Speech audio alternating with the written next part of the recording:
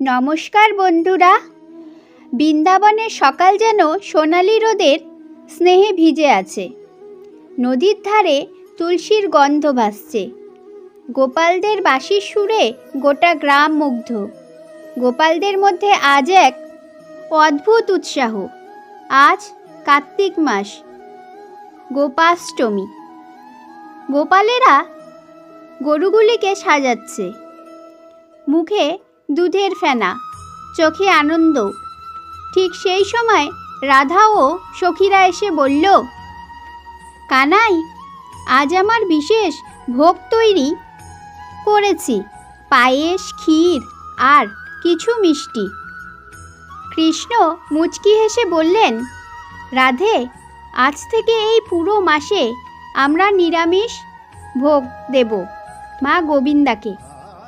কারণ কার্তিক মাসে শরীর নয়, আত্মার শুদ্ধি জরুরি। রাধা অবাক হয়ে জিজ্ঞাসা করল, প্রাণনাথ, কিন্তু নিরামিষ কেন? দুধ, ফল, ঘি এসব তো দেবতাদের প্রিয়। কৃষ্ণ তখন আকাশের দিকে তাকিয়ে বললেন, রাধে শোনো, এ মাসে প্রকৃতি বিশ্রামের সময়। মাটি যেমন নতুন ফসলের বীজের জন্য প্রস্তুত হয়, তেমনি মানুষকেও নিজের অন্তরকে শান্ত রাখতে হবে।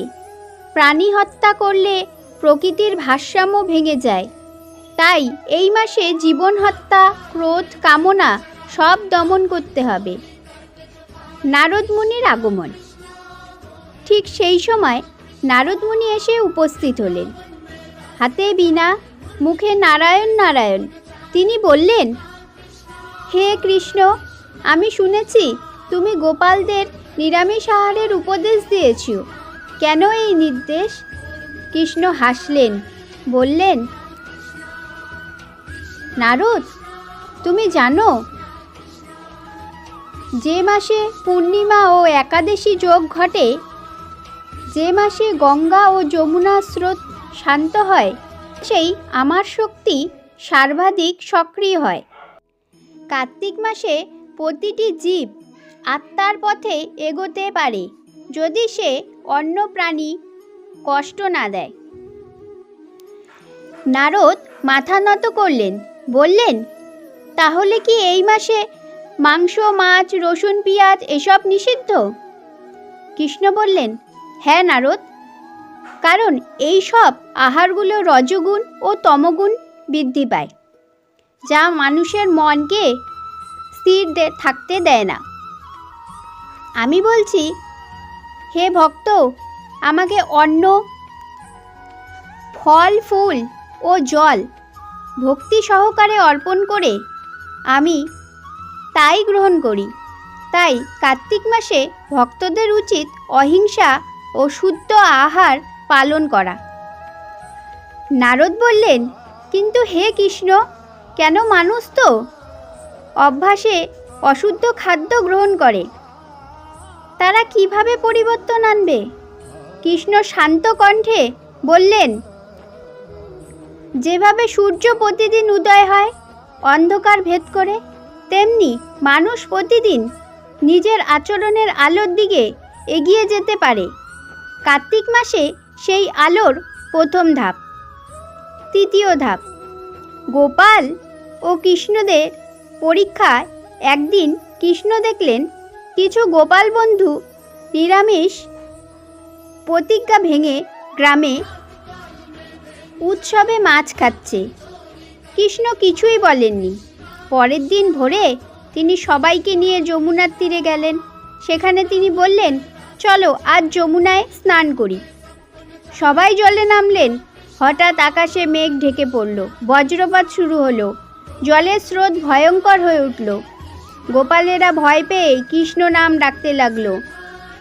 কৃষ্ণ তাদের তীরে তুলে এনে বললেন, তোমরা কি বুঝলে? প্রাকৃতিক শক্তি কেমন ভয়ঙ্কর হতে পারে? সেই প্রাণী আমরা খাই, তার জীবও এই যমুনার জলের মতো শান্ত থাকে, পবিত্র। কিন্তু কষ্ট দিলে তা ভয়ঙ্কর রূপ নেয়।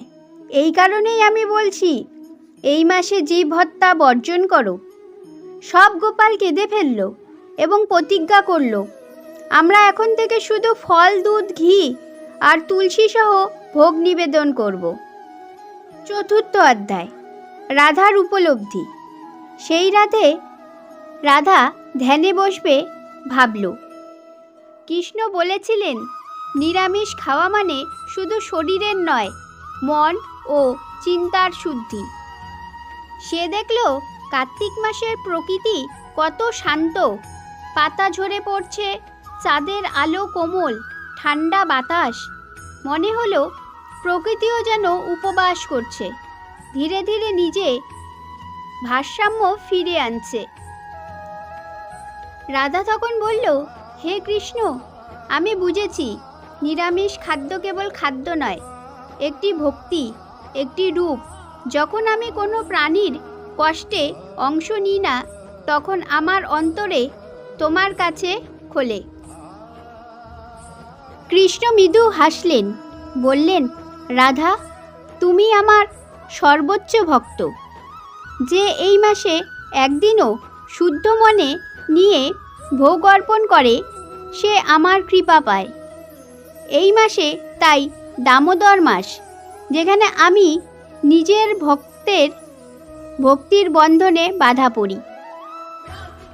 পঞ্চম অধ্যায়, কার্তিক মাসের ফল।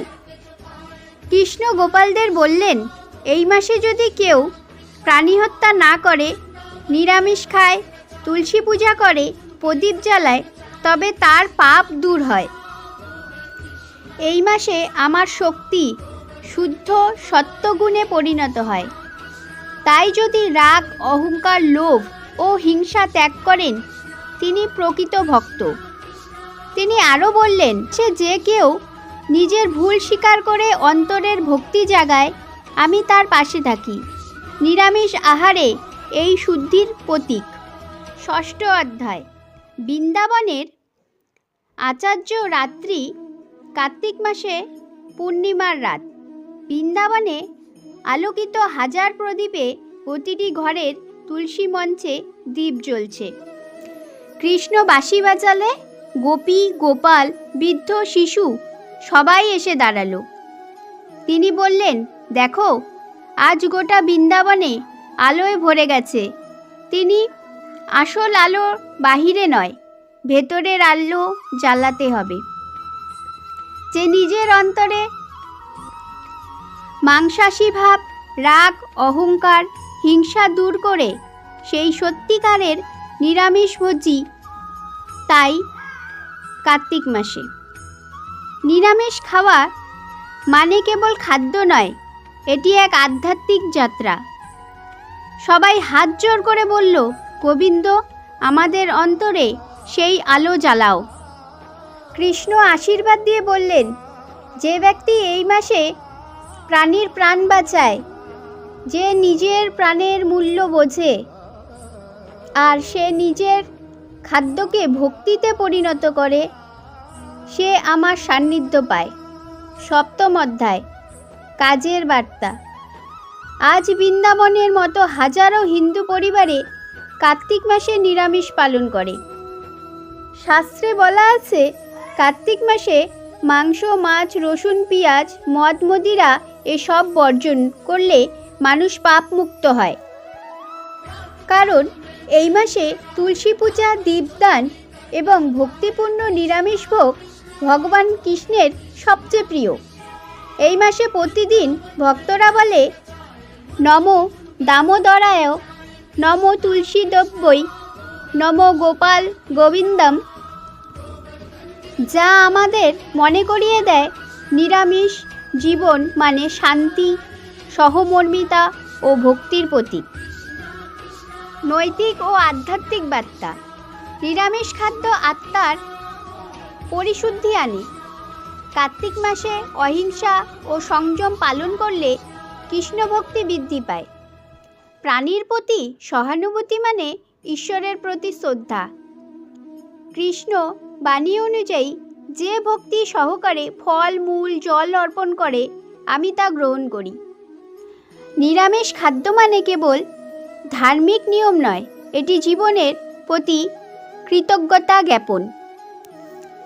যেভাবে কার্তিক মাসে চাঁদের আলো কোমল হয়, তেমনি এই মাসে মানুষকেও কোমল হতে হয়। রাগ, হিংসা ও লোভ থেকে মুক্ত হয়ে ভক্তির আলোয় ভাসতে হবে। ভগবান শ্রীকৃষ্ণ যেমন বলেছিলেন, যে হৃদয় দিয়ে ভালোবাসবে তার আহারেই আমার প্রিয়, মাংস নয়, ভক্তিই আসল প্রসাদ। আজ আমার ভিডিও এই পর্যন্তই। ভালোবেসে বলুন রাধে রাধে।